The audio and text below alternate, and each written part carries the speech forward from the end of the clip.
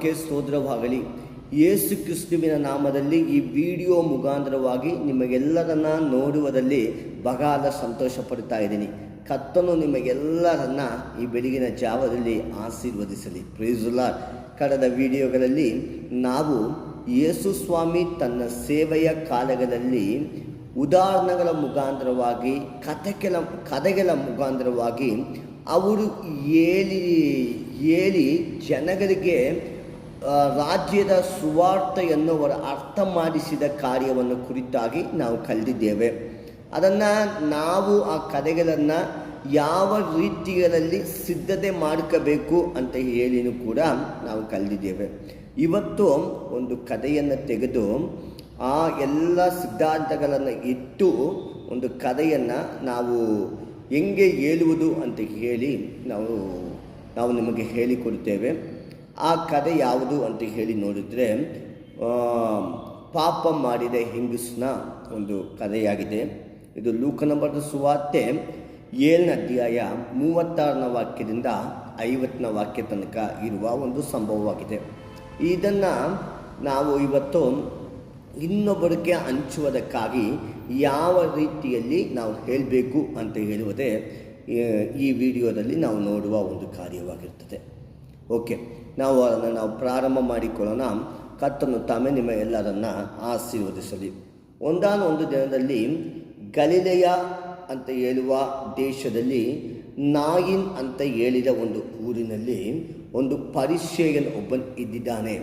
ಆತನು ಯೇಸು ಸ್ವಾಮಿಯನ್ನು ಅವನು ತನ್ನ ಮನೆಯಲ್ಲಿ ಬಂದು ಇದ್ದು ಊಟ ಮಾಡುವುದಕ್ಕಾಗಿ ಕರೆಯುತ್ತಾ ಇದ್ದಾನೆ. ಆಗ ಕರೆಯುವಾಗ ಯೇಸು ಸ್ವಾಮಿನ ಶಿಷ್ಯರುಗಳು ಮತ್ತು ಯೇಸು ಸ್ವಾಮಿ ಅಲ್ಲಿ ಹೋಗ್ತಾ ಇದ್ದಾರೆ. ಯೇಸು ಸ್ವಾಮಿಯನ್ನು ಕರೆದಿದ್ದ ಅದೇ ಸಮಯಗಳಲ್ಲಿ ಈ ಪರಿಸೇಯನು ಏನು ಮಾಡ್ತಾ ಇದ್ದಾನೆಂದರೆ ಅವರ ಸ್ನೇಹಿತರುಗಳು ಮತ್ತು ಅವರಿಗೆ ಪರಿಚಯವಾದವರು ಎಲ್ಲರನ್ನ ಕೂಡ ಅಲ್ಲಿ ಕರೆಯುತ್ತಾ ಇದ್ದಾನೆ. ಆಗ ಅಲ್ಲಿ ಯಾರಿಂದಲೂ ಕರೆಯಲ್ಪಡದೇ ಇರುವ ಒಂದು ಹೆಂಗಸು, ಯಾರೂ ಅವರನ್ನು ಕರೆದಿಲ್ಲ, ಆದರೆ ಯೇಸು ಸ್ವಾಮಿ ಅಲ್ಲಿ ಬಂದಿದ್ದಾರಂತ ಹೇಳಿದ ವಿಚಾರ ಅವರಿಗೂ ಗೊತ್ತಾದ ಮೇಲೆ ಆಕೆ ಅಲ್ಲಿ ಬರ್ತಾ ಇದ್ದಾಳೆ. ಅಲ್ಲಿ ಬಂದು ಯೇಸುವಿನ ಪಾದದಲ್ಲಿ ಆಕೆ ಕೂತುಕೊಂಡು ಅವಳು ಯೇಸುವಿನ ಕಾಲುಗಳಿಗೆ ತೈಲವನ್ನು ಹಚ್ಚಿ ತನ್ನ ಕಣ್ಣೀರಿಂದ ಅದನ್ನು ಒರೆಸುತ್ತಾ ಇರುವ ಕಾರ್ಯಗಳನ್ನು ನಾವಲ್ಲಿ ಓದಿಕೊಳ್ಳುವುದಕ್ಕೆ ಸಾಧ್ಯವಾಗುತ್ತದೆ. ಇದನ್ನು ಆಕೆ ಮಾಡುತ್ತಾ ಇರುವಾಗ ಅಲ್ಲಿ ಪರಿಸೇಯನಾಗಿರುವವರು ಇವರು ಪ್ರವಾದಿಯಾಗಿದ್ದರೆ ಈಕೆ ಯಾರು ಅಂತ ಹೇಳಿ ಗೊತ್ತಾಗಬೇಕಲ್ವಾ ಅಂತ ಹೇಳಿಕೊಂಡು ಅವರು ಮಾತಾಡುತ್ತಾ ಇರುವಾಗ ಇದನ್ನು ದೇವರು ಅರ್ಥ ಮಾಡಿಕೊಂಡು, ಯೇಸು ಸ್ವಾಮಿ ಅರ್ಥ ಮಾಡಿಕೊಂಡು ಅವರಿಗೆ ಒಂದು ಕಥೆಯನ್ನು ಅವರಿಗೆ ಹೇಳಿದರು. ಆ ಕಥೆ ಏನಂತ ಹೇಳಿ ನಾವು ನೋಡಿದರೆ, ಒಂದು ಯಜಮಾನನು ತನ್ನ ಕೈಯಲ್ಲಿ ಕೆಲಸ ಮಾಡುವ ಇಬ್ಬರಿಗೆ ಸಾಲವನ್ನು ನೀಡುತ್ತಾ ಇದ್ದಾರೆ. ಇಬ್ಬರಿಗೂ ಸಾಲವನ್ನು ನೀಡಿದ ಅನಂತರವಾಗಿ ಅವರು ಆ ಸಾಲಗಳನ್ನು ಕಟ್ಟುವುದಕ್ಕೆ ಆಗದೇ ಇರುವ ಒಂದು ಪರಿಸ್ಥಿತಿ ಬಂದಿತ್ತು. ಆಗ ಅವರು ಕಟ್ಟುವುದಕ್ಕೆ ದಾರಿಯಿಲ್ಲದಿರುವಾಗ ಈ ಯಜಮಾನನು ಅದನ್ನು ಅರ್ಥ ಮಾಡಿಕೊಂಡು ಅವರ ಸಾಲಗಳನ್ನು ನೀವು ಕಟ್ಟಬೇಡ ಅಂತ ಹೇಳಿದರು. ಆಗ ಅವರು ಆ ಸಾಲಗಳನ್ನು ಕಟ್ಟದೇ ಇದ್ದರು. ಆಗ ಆ ಪರಿಸೇಯನ ಹತ್ರ ಯೇಸು ಸ್ವಾಮಿ ಕೇಳಿದರು, ಈಗ ಅವರು ಮಾಡಿರುವುದರಿಂದ ಇಬ್ಬರಲ್ಲಿ ಯಾರು ಆ ಯಜಮಾನನ ಮೇಲೆ ಪ್ರೀತಿ ಉಳ್ಳವರಾಗಿ ಇರ್ತಾರೆ ಅಂತ ಹೇಳಿ ಕೇಳಿದರು. ಆಗ ಆ ಪರಿಸೇಯನ ಹೇಳ್ತಾನೆ, ಯಾರಿಗೆ ಅವರು ಹಣ ತುಂಬ ಕೊಟ್ಟಿದ್ದಾರೋ, ಯಾರಿಗೆ ಹೆಚ್ಚಾಗಿರುವ ಹಣವನ್ನು ಕಟ್ಟಬೇಡ ಅಂತ ಹೇಳಿದಾರೋ ಅವರೇ ಅವ್ರ ಮೇಲೆ ತುಂಬ ಪ್ರೀತಿಯಾಗಿರ್ತಾರೆ ಅಂತ ಹೇಳಿದರು. ಆಗ ಯೇಸು ಸ್ವಾಮಿ ಆ ಪರಿಸೇಯನ ಹತ್ರ ಹೇಳಿದರು, ನೀನು ಸರಿಯಾಗಿ ಹೇಳಿದೆ, ಈ ಹೆಂಗಸು ನೀವು ಸರಿಯಾಗಿ ಹೇಳಿದೆ. ಈ ಹೆಂಗಸಕ್ಕೂ ಅದೇ ರೀತಿಯಲ್ಲಿ ದೇವರು ಅವರ ಪಾಪಗಳನ್ನು ಬಹಳವಾಗಿ ಆಕೆ ಮಾಡಿದ ಪಾಪಗಳನ್ನು ಕ್ಷಮಿಸಿರುವುದರಿಂದ ಆಕೆ ನನ್ನನ್ನು ಪ್ರೀತಿಸಿ ಅಥವಾ ಯೇಸುವನ್ನು ಪ್ರೀತಿಸಿ ಆಕೆ ಏನು ಮಾಡ್ತಾ ಇದ್ದಾರೆ ಅಂದರೆ ಬಂದಿದ ತೊಟ್ಟಿಂದ ಆ ಮನೆಯಲ್ಲಿ ನಾನು ಬಂದ ತಕ್ಷಣದಿಂದ, ನಿಮ್ಮ ಮನೆಗೆ ನಾನು ಬಂದ ತಕ್ಷಣದಿಂದ ಆಕೆ ಪರಿಮಳ ತೈಲವನ್ನು ಕಾಲಿಗೆ ಹಚ್ಚಿ ಕಣ್ಣೀರು ಸುರಿಸಿ, ಆ ಕಣ್ಣೀರಿಂದ ಅದನ್ನು ಒರೆಸಿ, ಕಣ್ಣೀರು ಸುರಿಸಿ ತನ್ನ ತಲೆ ಕೂದಲುಗಳಿಂದ ಅದನ್ನು ಒರೆಸುತ್ತಾಗಿದ್ದಾಳೆ ಅಂತ ಹೇಳಿ ದೇವರು ಹೇಳಿದರು. ಅದೇ ರೀತಿಯಾಗಿ ಪರಿಸೇಯನಿಗೆ ಅವ್ರಿಗೆ ಇನ್ನೊಂದು ಕಾರ್ಯವನ್ನು ಕೂಡ ಹೇಳಿದರು. ನಾನು ನಿಮ್ಮ ಮನೆಗೆ ಬರುವಾಗ ನೀನು ನನಗೆ ಮಾಡಬೇಕಾಗಿದ್ದ ಅತಿಥಿ ಸತ್ಕಾರವಾಗಿರುವ, ನನ್ನನ್ನು ಮುದ್ದಿರುವ ಕಾರ್ಯ ಮತ್ತು ನನ್ನ ಕಾಲಿಗೆ ತೈಲವನ್ನು ಹಚ್ಚುವ ಕಾರ್ಯ ಇದೆಲ್ಲ ನೀನು ಮಾಡಿಲ್ಲ. ಆದರೆ ಆಕೆ ಬಂದ ತಕ್ಷಣದಿಂದ ಅದನ್ನು ಮಾಡುತ್ತಾಗಿದ್ದಾಳೆ ಅಂತ ಹೇಳಿ ಯೇಸುಸ್ವಾಮಿ ಹೇಳಿದರು ಈಕೆ ಪಾಪಗಳು ಬಗಾಲವಾಗಿ ಆಕೆ ಮಾಡಿದ್ದಾಳೆ, ಆ ಪಾಪಗಳೆಲ್ಲ ಇವತ್ತು ಕ್ಷಮಿಸಲ್ಪಟ್ಟಿದೆ ಅಂತ ಹೇಳಿ ಅವರು ಹೇಳಿದರು. ಹಾಗೆ ಜೊತೆಯಲ್ಲಿ ಇದ್ದಿದ್ದವರು ಎಲ್ಲರೂ ಏನು ಮಾಡುತ್ತಾ ಇದ್ದಾರೆ ಅಂದರೆ ಪಾಪಗಳನ್ನು ಕ್ಷಮಿಸುವುದಕ್ಕೆ ಈತನು ಯಾರು ಅಂತ ಹೇಳಿ ಗುಣಗುಟ್ಟಿಸುತ್ತಾ ಇದ್ದರು. ಈಗ ಈ ಕಥೆಯಿಂದ ನಾವು ಕಲಿಯಬೇಕಾಗಿದ್ದ ಕಾರ್ಯಗಳು ಏನು? ಈ ಕಥೆಗಳಲ್ಲಿ ನಾವು ನೋಡಿದರೆ ಬರುವ ಕಥಾಪಾತ್ರಗಳು ಯಾರು ಅಂತ ಹೇಳಿ ನೋಡಿದರೆ ಯೇಸುಸ್ವಾಮಿ, ಶಿಷ್ಯರು, ಪರಿಸೇಯರು, ಅವರು ಮನೆಗೆ ಕರೆಯಲ್ಪಟ್ಟು ಅವರು ಮನೆಗೆ ಬಂದಿದ್ದವರು, ಆಮೇಲೆ ಪಾಪಿಯಾದ ಈ ಹೆಂಗಸು. ಇದರಲ್ಲಿ ಯೇಸುಸ್ವಾಮಿಯ ಗುಣಗಳನ್ನು ನಾವು ಧ್ಯಾನಿಸುವಾಗ ಅವರು ಏನಾಗಿದ್ದಾರೆ? ಪ್ರೀತಿ ಮಾಡುವವರಾಗಿದ್ದಾರೆ, ಪಾಪಗಳನ್ನು ಕ್ಷಮಿಸುವವರಾಗಿದ್ದಾರೆ. ಅವರನ್ನು ಅರ್ಥ ಮಾಡದೇ ಇರುವ ಜನರಾಗಿ ಇದ್ದಿದ್ದವರಿಗೆ ಅವರನ್ನು ಅರ್ಥ ಮಾಡಿಸುತ್ತಾ ಇದ್ದಾರೆ. ಆಮೇಲೆ ಅವರು ತುಂಬ ನಿಧಾನವಾಗಿ ಇದ್ದುಕೊಂಡು ಕಾರ್ಯಗಳನ್ನು ಮಾಡುತ್ತಾ ಇದ್ದಾರೆ. ಆಮೇಲೆ ತನಗೆ ಗೌರವ ಸಿಕ್ಕಬೇಕು ಅಂತ ಹೇಳಿ ಘನವನ್ನು ಹುಡುಕಿ ಅವರು ಹೋಗಿಲ್ಲ, ಗೌರವಕ್ಕೆ ಪ್ರಾಮುಖ್ಯವನ್ನು ಕೊಟ್ಟಿಲ್ಲ. ಅವರಿಗೆ ಗೌರವವನ್ನು ಕೊಡುವಾಗಲೂ ಕೊಡದೇ ಇರುವಾಗಲೂ ಅವರ ಕೆಲಸಗಳನ್ನು ಮಾಡುವುದಕ್ಕೆ ಸಿದ್ಧರಾಗಿದ್ದರು. ಇದು ಎಲ್ಲ ಬಂದು ಯೇಸುವಿನ ಗುಣಗಳಲ್ಲಿ ಬರುವುದು. ಇವತ್ತು ನಾವು ಆ ರೀತಿಯಲ್ಲಿ ಇದೀವಾ ಅಂತ ಹೇಳುವುದು ಬಹಳ ಪ್ರಾಮುಖ್ಯವಾಗಿರ್ತದೆ. ಅಲ್ಲಿ ಸೀಮೋನ್ ಅಂತ ಹೇಳಿದ ಪರಿಸೇಯನ ಕುರಿತಾಗಿ ಓದ್ತಾ ಇದ್ದೀವಲ್ವ, ಅವನು ಏನು ಮಾಡಿಕೊಂಡಿದ್ದಾನೆಂದರೆ ಪಾಪವನ್ನು ಒಪ್ಪಿಕೊಂಡಿದ್ದಾನೆ. ಆದರೆ ಅವನ ಪಾಪವನ್ನು ಬಿಡುವುದಕ್ಕೆ ಅವನಿಗೆ ಮನಸ್ಸಿಲ್ಲದವನಾಗಿ ಇದ್ದಿದ್ದಾನೆ. ಪಾಪಗಳನ್ನು ಒಪ್ಪಿಕೊಂಡಿದ್ದಾನೆ, ಆದರೆ ಅದನ್ನು ಬಿಟ್ಟು ಅವನು ಒಳ್ಳೆಯವನಾಗಿ ಬದುಕೋದಕ್ಕೆ ಮನಸ್ಸಿಲ್ಲದವನಾಗಿ ಇದ್ದಿದ್ದಾನೆ. ನ್ಯಾಯಪ್ರಮಾಣವನ್ನು ಅವನು ಪಾಲಿಸುವವನಾಗಿದ್ದಾನೆ, ಯೇಸುವನ್ನು ನಂಬುವವನಾಗಿದ್ದಾನೆ, ಎಲ್ಲರಿಗೂ ಮರ್ಯಾದೆ ಕೊಡುವವನಾಗಿದ್ದಾನೆ, ಗೌರವವನ್ನು ಕೊಡುವವನಾಗಿದ್ದಾನೆ, ಅತಿಥಿ ಸತ್ಕಾರವನ್ನು ಮಾಡುವವನಾಗಿದ್ದಾನೆ. ಆದರೆ ಅವನ ಒಳಗಡೆ ಇದ್ದಿದ್ದ ಕೆಟ್ಟ ಕಾರ್ಯಗಳು ಯಾವುದು ಅಂತ ಹೇಳಿ ನೋಡಿದರೆ ಅವನು ಯೇಸುವನ್ನು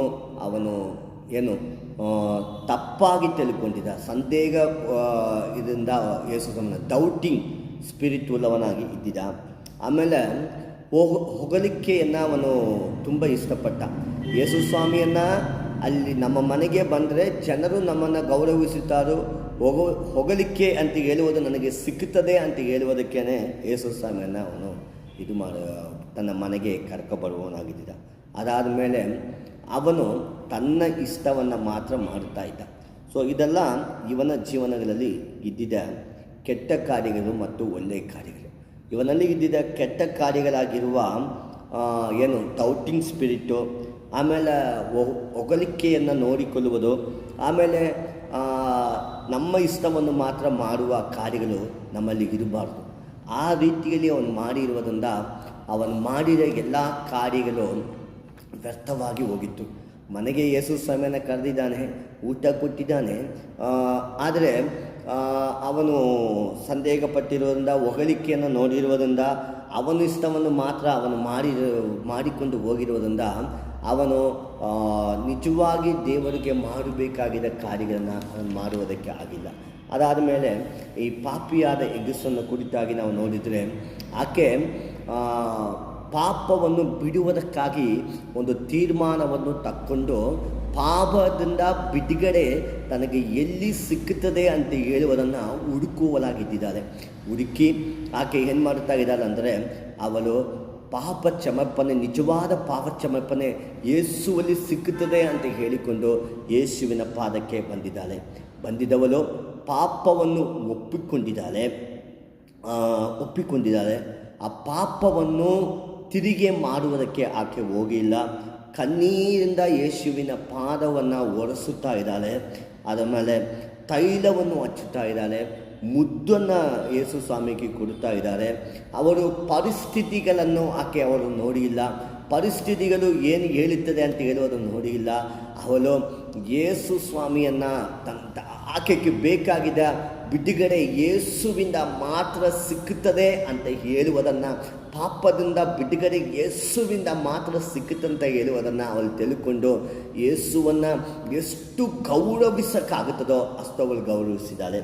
ಅದೇ ರೀತಿಯಾಗಿ ಅವರಲ್ಲಿ ತಗ್ಗಿಸುವ ಸ್ವಭಾವ ಇದ್ದಿತ್ತು.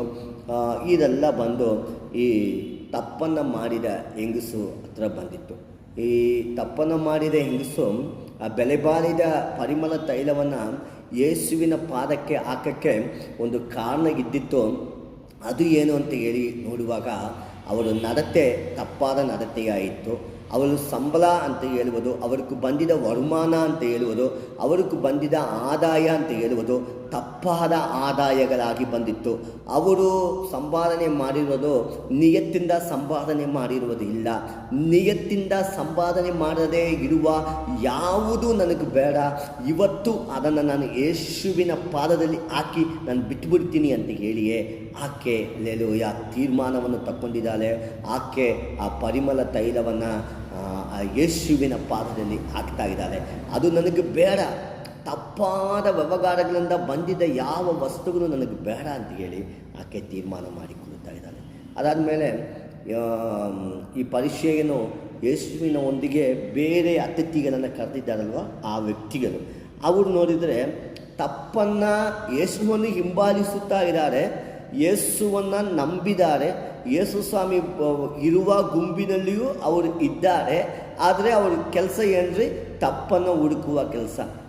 ಮತ್ತು ನಾವು ಕೂಡ ಕೆಲವೇ ಸಮಯಗಳಲ್ಲಿ ತಪ್ಪನ್ನು ಹುಡುಕಿಕೊಂಡೇ ಇರ್ತೀವಿ. ನಮಗೆಲ್ಲ ಗೊತ್ತು ಅಂತ ಹೇಳಿಕೊಂಡು ಬೇರೆಯವರು ಹೇಳುವ ತಪ್ಪುಗಳನ್ನು ನಾವು ಏನು ಮಾಡ್ತೀವಿ ಅಂತ ಹೇಳಿ ನೋಡಿದರೆ ನಾವು ಇನ್ನೊಬ್ಬರಿಗೆ ನಾವು ಹೇಳ್ತಾ ಇರ್ತೀವಿ.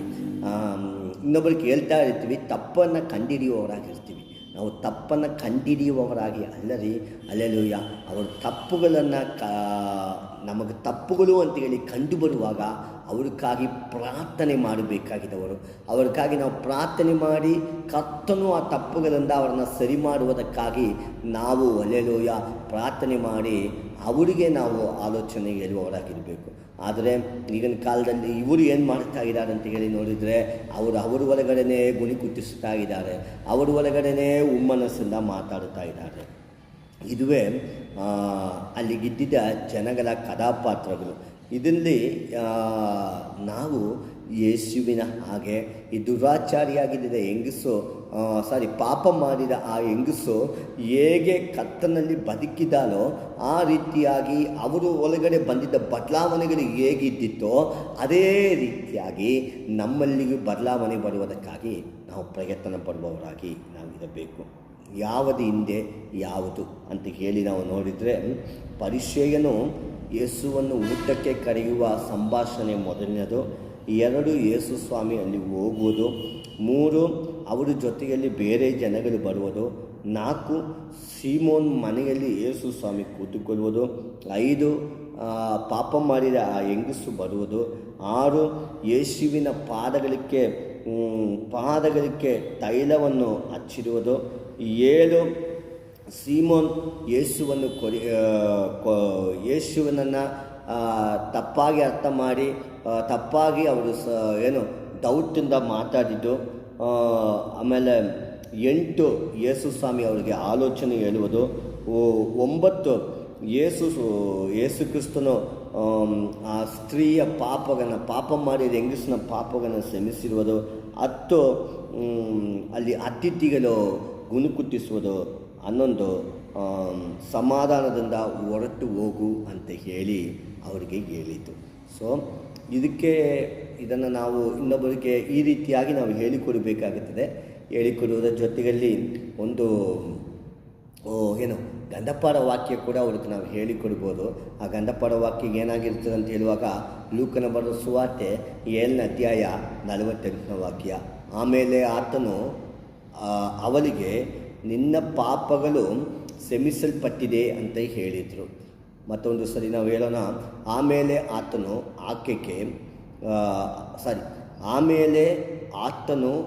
ಅವಳಿಗೆ ನಿನ್ನ ಪಾಪಗಳು ಕ್ಷಮಿಸಲ್ಪಟ್ಟಿದೆ ಎಂದು ಹೇಳಿದರು. ಆಮೇಲೆ ಆತನು ಅವಳಿಗೆ ನಿಮ್ಮ ಪಾಪಗಳು ಕ್ಷಮಿಸಲ್ಪಟ್ಟಿದೆ ಎಂದು ಹೇಳಿದರು. ಈ ವಾಕ್ಯವನ್ನು ನಾವು ಈ ವಾಕ್ಯದ ಈ ಕಥೆಯ ರೀತಿಯಲ್ಲಿ ನಾವು ಹೇಳಿದ ರೀತಿಯಲ್ಲಿ ಹೇಳಿ ಈ ವಾಕ್ಯವನ್ನು ನಾವು ಕಲಿಸಿಕೊಡಬೇಕಾಗ್ತದೆ. ಈ ಥರ ಕಲಿಸಿಕೊಟ್ಟು ಹೊಸ ವಿಶ್ವಾಸಗಳಿಗೆ ಪಾಪ ಸಮರ್ಪಣೆ ಅಂತ ಹೇಳುವುದು ಏನು ಅಂತ ಹೇಳುವುದನ್ನು ನಾವು ಕಲಿಸಿಕೊಡಬೇಕಾಗ್ತದೆ. ಈ ಕಾರ್ಯದಲ್ಲಿ ದೇವರು ಯಾರು ಅಂತ ಹೇಳಿ ನಾವು ಕಲಿತಾ ಇದ್ದೀವಿ ಅಂದರೆ ಎಲ್ಲ ಪಾಪಗಳನ್ನ ಕ್ಷಮಿಸುವ ದೇವರು ಅಂತ ಹೇಳಿ ಕಲಿತಾ ಇದ್ದೀವಿ. ಹೊಸದಾಗಿ ಸುವಾರ್ತೆಯನ್ನು ಹೇಳುವವರಿಗೆ ಈ ಕಥೆಯನ್ನು ಈ ರೀತಿಯಾಗಿ ನಾವು ಹೇಳಿ ಆ ಕಥಾಪಾತ್ರಗಳಲ್ಲಿ ಇರುವ ಒಬ್ಬೊಬ್ಬರು ಯಾವ ರೀತಿಯಲ್ಲೆಲ್ಲ ಇದ್ದರು ಅಂತ ಹೇಳಿ ನಾವು ಹೇಳಿ ಅವರಿಗೆ ದೇವರ ಕ್ಷಮಾಪಣೆಯನ್ನು ಕಲಿಸಿಕೊಡುವುದು ಬಹಳ ಪ್ರಾಮುಖ್ಯವಾಗಿದೆ. ಇದನ್ನು ನಾವು ಕಲಿಸಿಕೊಡೋಣ ಈ ರೀತಿಯಾಗಿ ಕಲಿಸಿಕೊಡೋಣ. ಮುಂದೆ ಬರುವ ವಿಡಿಯೋಗಳಲ್ಲಿ ನಾವು ಇನ್ನೂ ಇರುವ ಒಂದು 6 ಕಥೆಗಳನ್ನು ನಾವು ಇದೇ ರೀತಿಯಾಗಿ ಧ್ಯಾನಿಸಿ ಅದನ್ನು ಯಾವ ರೀತಿಯಲ್ಲಿ ಅವರಿಗೆ ಹೇಳಿಕೊಡುವುದಂತ ಹೇಳಿ ನಾವು ಧ್ಯಾನಿಸೋಣ. ಕರ್ತನು ತಾಮೇ ನಿಮಗೆಲ್ಲರನ್ನು ಆಶೀರ್ವದಿಸಲಿ. Praise the lord.